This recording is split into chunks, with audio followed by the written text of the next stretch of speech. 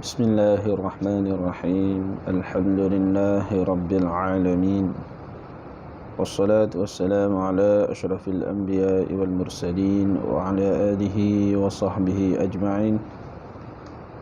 قال رب اشرح لي صدري ويسر لي أمري واحلل عقدة من لساني يفقه قولي. اللهم صل وسلم وبارك على سيدنا محمد فاتح لما أغلق والخاتم لما سبق ناصر الحق بالحق والهادي إلى صراطك المستقيم وعلى آله الحق قدره ومقداره العظيم. سبحانك لا علم لنا إلا ما علمتنا إنك أنت العليم الحكيم ولا حول ولا قوة إلا بالله العلي العظيم ولا حول ولا قوة إلا بالله العلي العظيم. السلام عليكم ورحمة الله وبركاته. Sidang penonton pendengar khususnya ahli jemaah Surau An-Nur Banda Puteri Kelang. Bersyukur kita kepada Allah Subhanahu wa taala bersama-sama dapat meneruskan lagi menyambung muzakarah kita kitab Hidayatus Subyan fi Ma'rifatil Islami wal Iman karangan Syekh Abdullah Husin Nasir bin Muhammad Tayyib Al-Mas'udi Al-Banjari rahimahullahu al-bari. Alhamdulillah, kitab kita telah pun pada muka surat 3, sehingga kata musannif pada barisan yang ke-10 daripada atas ke bawah. Qala musannifu rahimahullahu ta'ala wa nafa'ana bi'ulumihi wa bi'ulumina fid darain amin ya rabbal alamin. Dan bahawasanya akal itu setengah daripada alat yang dapat dengan dia akan sesuatu. Selepas selesai dah kita bicara tentang apa itu iman dan apa itu Islam, maka masuklah pada perbicaraan tentang hukum, yang mana terlebih dahulu bagi mereka yang ingin memahami ataupun mempelajari tentang ilmu tentang sifat 20, tidak dapat tidak dia mesti mengetahui hukum yang berjalan di atas diri seseorang tidak lepas daripada 3 hukum. Pertamanya hukum akal, kedua hukum adat, dan ketiganya hukum syarak. Hukum akal iaitu hukum yang keluar daripada akal fikiran. Akal menjadi amil sekiranya keluar daripada adat kebiasaan, maka hukum itu dikatakan hukum adi, hukum yang dibangsa adat. Kalau hukum itu, keputusan itu datang daripada Allah dan Rasul, maka dinamakan hukum itu hukum syarak. Maknanya ada 3 hukum: akal, hukum adat, hukum syarak. Dan ketiga-tiga hukum ini perlulah seseorang itu dapat pandai membeza di mana hukum akal, mana hukum adat, dan mana hukum syarak. Sekiranya tersalah meletak hukum, kadangkala jatuh pada fasik, kadangkala wal-iyazubillah jatuh pada kufur. Sebagai contoh, jatuh pada fasik dengan makna tersalah meletak hukum. Asal hukum itu hukum adat, tiba-tiba dia mengunci kepada hukum akal. Seumpamanya kita kata ubat. Bila mana kita sakit kepala, kita makan ubat panadu. 2 biji ubat panado hilang sakit kepala. Esok kita datang pula sakit kepala, kita makan panado hilang. Mari pula hari yang ketiga kita makan panado 2 biji hilang sakit kepala kita. Datang hari keempat ataupun yang kelima, sakit kepala, kita telan panado 2 biji. Tiba-tiba sakit kepala kita tidak hilang. Maka kita makan dengan kadar banyak sepapai. Contohnya, bila mana makan sedemikian, tidak hilang juga sakit kepala, tiba-tiba keluar daripada mulut kita, keluar daripada mulut mereka yang makan sepapai panado tidak hilang sakit kepala tu, tidak logik. Bangsa modennya tidak logik, tak masuk akal, tak terima akal, mustahil akal. Bila mana keluar sedemikian, orang itu jatuh kepada fasik. Fasik iaitu orang yang berdosa, wajib bertaubat. Itu hukum, kerana tersalah meletak hukum asal mustahil, tidak logik pada adat. Pada akal tangga harus, kerana ubat itu makhluk Allah. Penyakit sakit kepala itu makhluk daripada Allah. Setengah daripada makhluk Allah sakit kepala, dan ia juga perbuatan daripada Allah. Tiba-tiba seseorang itu mengatakan makan panado sepapai tidak hilang, maka orang itu jatuh pada fasik. Sedangkan hukum itu hilang atau tidak hilang ditangga harus pada akal. Harus pada akal.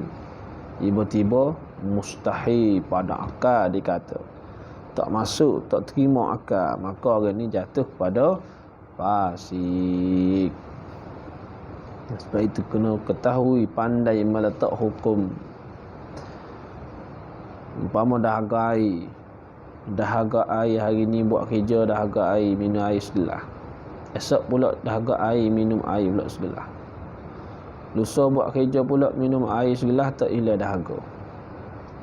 Tak hilang dahaga, dia minum sejak. Tak hilang juga dahaga, tiba-tiba dia mengatakan mustahil akal. Tak logik, tak terima akal, maka orang ni jatuh pada fasik, kerana mustahil itu pada adat kebiasaan. Pada akal duduk pada tangga harus, kerana air itu makhluk Allah, menghilangkan kedahaga perbuatan Allah, maka didangga harus sahaja hilang dahaga atau tidak hilang dahaga, kerana semua daripada Allah Ta'ala. Sebab itu kita tidak boleh mengunci benda yang mustahil pada adat dikatakan mustahil pada akal, tidak boleh, kerana dia berbeza hukum mustahil pada adat dan mustahil pada akal. Begitu juga seumpamanya kita lihat di zaman Rasulullah sallallahu alaihi wasallam, pada ketika Nabi Isra wal Mi'raj. Nabi nak Isra wal Mi'raj, balik daripada Isra wal Mi'raj, tiba-tiba Nabi bagi tahu kepada pengikutnya, aku semalam diperjalankan daripada Masjidil Haram ilal Masjidil Aqsa 1 malam. Sedangkan pada zaman dahulu, pada ketika itu, orang-orang yang nak pergi kepada Masjidil Aqsa di Palestin 1 bulan perjalanan. 1 bulan pergi, 1 bulan balik. Tiba-tiba Nabi SAW bagi tahu bahawa dia diperjalankan daripada Masjidil Haram ilal Masjidil Aqsa 1 malam. Benda yang mustahil pada ketika itu. Mustahil apa? Mustahil adat kebiasaan, kerana tidak ada kenderaan, kereta, motor tidak ada pada ketika itu. Bila mana Nabi bagi tahu sedemikian, benda itu mustahil, tetapi tidak dikunci pada akal, hanya mustahil pada adat sahaja. Pada akal harus.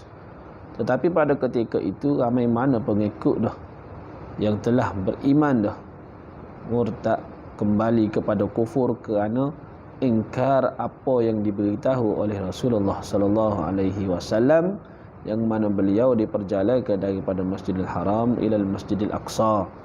Maka mereka mengunci mustahil hanya pada adat, tiba-tiba naik satu tangga kepada mustahil pada akal. Ini suatu perkara yang perlu kita ambil ketahui.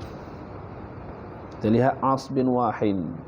As bin Wahid pada ketika zaman Rasulullah sallallahu alaihi wasallam, dia mengambil tulang orang yang telah mati, lalu dia pergi kepada hadapan Rasulullah, dia menghancurkan tulang di hadapan Rasulullah. Adakah menghancurkan tulang di hadapan Rasulullah berterabur air debu. Lalu dia kata, ya Rasulullah, inikah tulang yang engkau kata akan hidup semula? Lalu Nabi tetap dengan apa yang diperintah oleh Allah, yang diberitahu oleh Allah, qul thumma innakum yaumal qiyamati tub'atsun. Tiba-tiba dia tidak percaya. Kenapa? Kerana tidak pernah satu kali pun umur hidupnya melihat mereka yang telah mati hidup kembali. Pada adat kebiasaan tak hidup, yang telah hancur lebur hidup kembali. Adat mustahil pada adat, tetapi pada akal harus, kerana kuasa Allah, kerana makhluk ini makhluk Allah, kerana ciptaan Allah. Pada akal harus. Hidup kembali pun mungkin boleh jadi, tidak hidup kembali pun mungkin boleh jadi. Tetapi bila mana ada janjian daripada Allah, thumma innakum yaumal qiyamati tub'atsun, kemudian kamu pada hari kiamat lagi akan dibangkitkan, maka naik satu tangga lagi yang dikatakan hukum syarak yang aridi, wajib hidup kembali. Hukum syarak yang aridi, wajib hidup kembali. Hukum akal mengatakan harus hidup kembali. Hukum adat kata mustahil hidup kembali. Ini menunjukkan bahawa berbezanya hukum syarak, hukum adat dan hukum akal. Kita buat satu misal lagi, seumpama Nabi Ibrahim alaihissalam. Nabi Ibrahim seorang nabi, dan ialah yang menghancurkan berhala pada ketika zaman Raja Namrud. Diketahui puak-puak kerajaan Namrud bahawa Nabi Ibrahim telah menghancurkan berhala. Lalu diperintah mengumpul kayu api yang banyak, yang begitu banyak sehingga sebesar gunung, kata ulama. Lalu dinyalakan api, dilempar Nabi Ibrahim. Ketika hendak melempar Nabi Ibrahim ke dalam api, tidak dapat kerana panasnya api yang besar.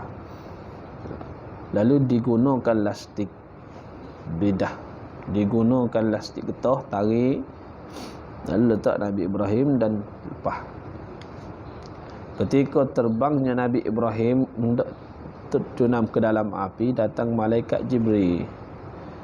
Datang malaikat bagi tahu, ya Ibrahim, perlukah engkau kepada pertolonganku? Katanya Nabi Ibrahim alaihissalam, Allah ta'lam kaifa hali. Allah Ta'ala lebih mengetahui.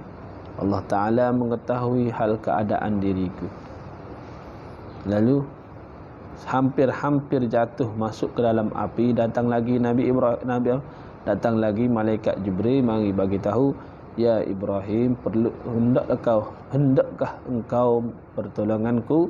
Lalu katanya Nabi Ibrahim, Allah Ta'ala mengetahui hal keadaanku. Maka begitu terjatuhlah, masuklah Nabi Ibrahim ke dalam api yang besar. Hukum adat kata apa?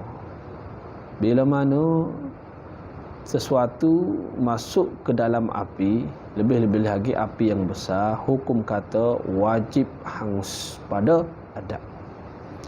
Pada adat kebiasaan wajib hangus. Pada adat kebiasaan wajib hangus. Hancur lebu. Pada akal pada akal, mesti pada tangga harus.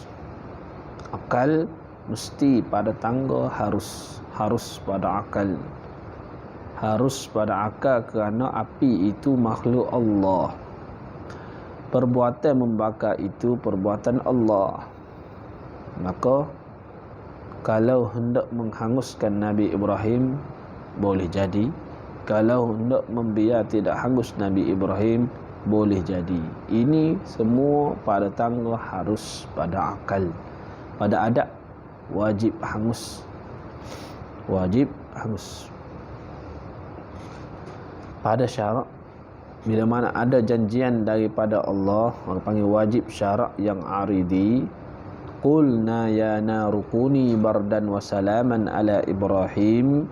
Bila mana begitu datangnya perintah daripada Allah Subhanahu wa taala, maka hukum harus pada akal itu bertukar menjadi wajib pada syarak, tidak hangus Nabi Ibrahim alaihi salam.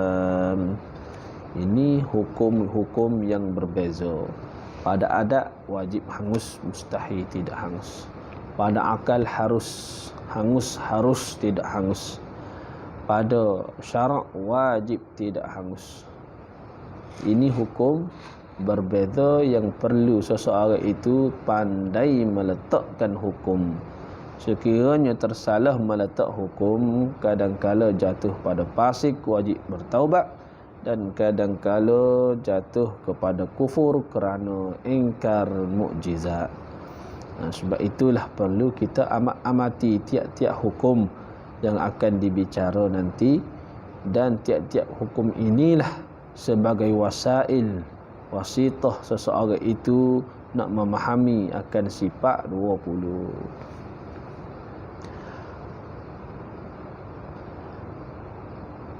Dan bahawasanya akal itu setengah daripada alat yang didapat dengan dia, dengan akal akan sesuatu. Sebab akal ini sebagai amil. Bila mana hukum daripada akal dipanggil hukum akli, hukum yang dibangsa akal. Dan hukum akal itu dia ada tiga hukum. Maka barang yang didapat akan dia oleh akal, jika dapat melalui akal, iaitu terbahagi ia atas 3 bahagi. Hukum daripada akal terbahagi kepada 3.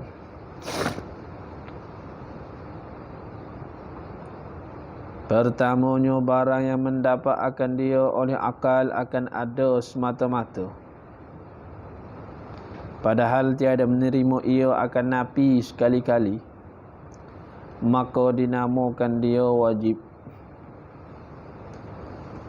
Barang yang didapat oleh akal tidak terima nafi sekali-kali, benda yang tentu sungguh tidak terima tidak sekali-kali, kata dia, dinamakan dia wajib, iaitu wajib pada akal lah. Seperti misal wajib pada akal, seperti kidam bagi Allah Ta'ala, dan wajib mengambil lapang bagi tiap-tiap jirim. Kidam bagi Allah Ta'ala, misal wajib pada akal. Allah Ta'ala bersifat dengan sifat qidam, iaitu sedia. Wajib pada akal tu, wajib pada akal, Allah Ta'ala bersifat dengan sifat qidam. Kerana akal kita tidak boleh terima Allah Ta'ala itu baru, tidak boleh terima. Wajib, mustahil Allah Ta'ala ni baru, lagi akan datanglah bicara dia. Wajib Allah Ta'ala bersifat dengan sifat qidam. Dan wajib mengambil lapang bagi tiap-tiap jirim. Wajib mengambil lapang bagi tiap-tiap jirim, dengan makna kita semua ni jirim. Jirim ma yatahayyadhu binafsih, benda yang bertempat dengan sendiri, itu jirim. Maka tiap-tiap jirim dia wajib mengambil lapang untuk meletakkan diri dia, untuk ruangan isi padu diri dia. Seumpama kita kata jasad kita, jasad kita ini jirim. Bila mana jasad kita nak masuk di dalam sesuatu, nak masuk di tubuh badan kita ni, nak masuk dalam kereta contohnya, tiba-tiba dalam kereta tu penuh dengan orang-orang dah. Ada penuh dengan penumpang, manusia ramai dah, 5-6 orang dalam kereta. Maka kita tidak boleh masuk kerana tidak ada ruangan kosong. Tidak ada ruangan kosong. Kerana jirim wajib berhajat kepada ruangan kosong, mengambil lapang. Mengambil lapang bagi tiap-tiap jirim itu perkara yang wajib. Tidak ada satu benda jirim pun yang tidak mengambil lapang. Kalau kita kata angin, suatu yang tidak nampak lagi lembut, tetap ia mengambil lapang angin. Di dalam botol penuh dengan air, isi padu di dalam botol itu penuh dengan air. Tiba-tiba kita nak masukkan angin, tidak boleh. Ataupun ada angin, kita masukkan air di dalam botol, maka angin itu akan keluar. Kenapa? Kerana isi padu, ruangan kosong tidak ada untuk mengisi diri angin itu. Menunjukkan bahawa tiap-tiap jirim berhajat kepada ruangan kosong, mengambil lapang. Keduanya barang yang dinamakan Keduanya barang yang didapat akan dia oleh akal akan tiada, dan barang yang didapat akan dia oleh akal akan tiadanya semata-mata, padahal tiada menerima ia akan subut sekali-kali. Kita tidak terima pada akal benda yang tentu tidak. Benda yang tentu tidak, dia panggil benda, sesuatu yang tentu tidak. Tidak terima pada akal. Sesuatu yang tidak terima pada akal sekali-kali, iaitu dinamakan dia mustahil. Mustahil pada akal. Pertama tadi wajib pada akal, yang kedua mustahil pada akal. Seperti baharu bagi zat Allah Ta'ala, dan tiada mengambil lapang bagi jirim pada waktu wujudnya. Ini benda yang mustahil pada akal. Tidak kidam Allah Subhanahu Wa Ta'ala, mustahil pada akal. Tak terima pada akal kita Allah Ta'ala itu tidak kidam. Kerana Allah Ta'ala bersifat dengan sifat kidam. Kalaulah Allah Ta'ala itu tidak kidam, Allah Ta'ala itu baru. Sekiranya baru, berhajat kepada yang membaharukan Allah. Kita semua ni baru. Ciptaan semua ini baru. Rumah baru, kereta baru, semua orang panggil baru. Bila mana baru, berhajat kepada yang menciptakan dia. Sekiranya Allah Ta'ala pun baru, Allah Ta'ala pun berhajat kepada yang menjadikan Allah. Bila mana berhajat kepada yang menjadikan Allah, itu perkara yang mustahil. Kenapa?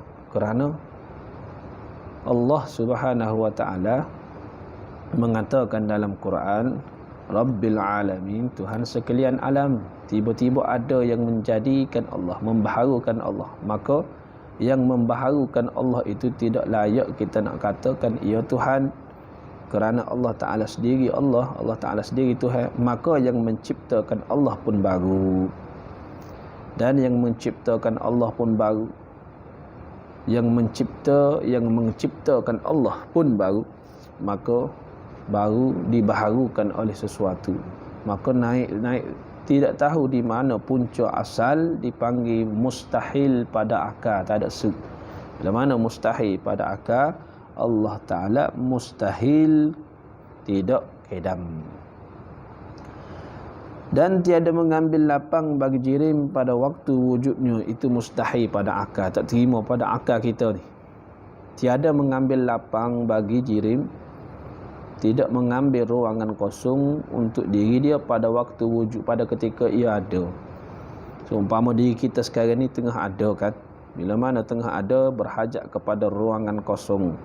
Lainlah pada ketika mati, hancur lebu, tidak ada apa yang boleh tidak berhajat kepada ruang yang kosong kerana tidak ada dah. Pada ketika ada, wajib berhajat kepada ruang yang kosong. Wajib mana? Pada akal. Pada adat mustahil tidak berhajat kepada ruangan kosong, begitu. Ketiganya, barang yang sah pada akal adanya dan tiadanya, seperti mengada Allah Ta'ala akan makhluk ini, maka iaitu dinamakan dia harus. Hukum yang ketiga daripada hukum akal iaitu harus. Sebagai contoh katanya, seperti mengada Allah Ta'ala akan makhluk ini. Allah Ta'ala menciptakan makhluk ini tangga harus. Tidak menciptakan makhluk ini pun tangga harus. Tak ada masalah.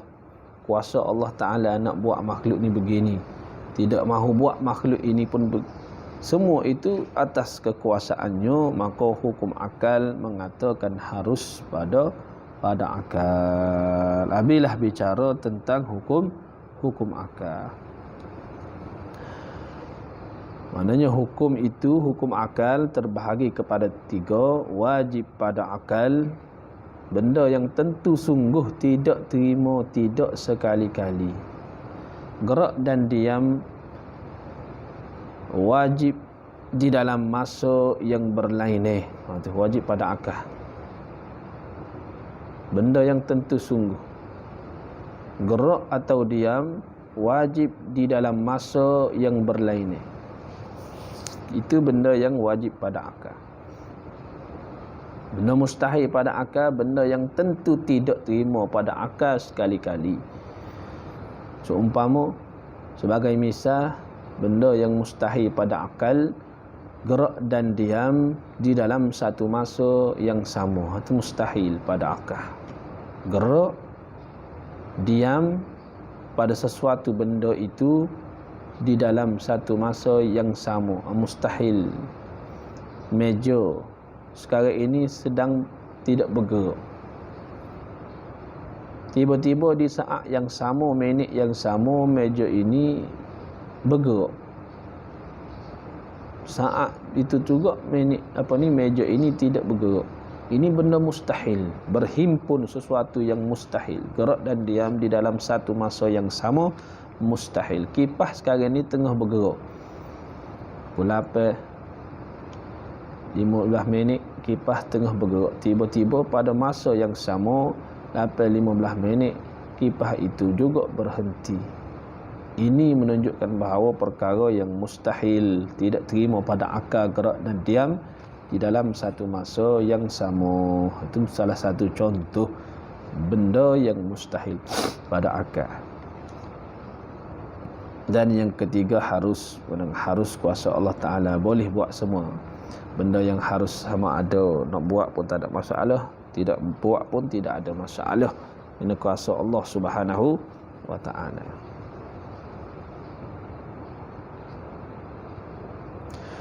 Dan bahawasanya wajib atas tiap-tiap mukallaf, wajib pada syarak. Ini mana wajib ma yusabu ala fi'lih wa yu'aqabu ala tarkih. Bila mana kata wajib pada syarak, benda yang buat dapat pahala, tinggal dosa. Sekira-kira Allah Ta'ala tidak mengampun dosa lah hari ini. Dan bahawasanya wajib atas tiap-tiap mukallaf pada syarak mengetahui segala sifat yang wajib bagi Allah Ta'ala dan segala sifat yang mustahil atasnya atas Allah Ta'ala, dan segala sifat yang harus padanya pada Allah Ta'ala, dan demikian lagi segala sifat yang takluk bagi zat sekalian Rasul alaihi mussalatu wassalam.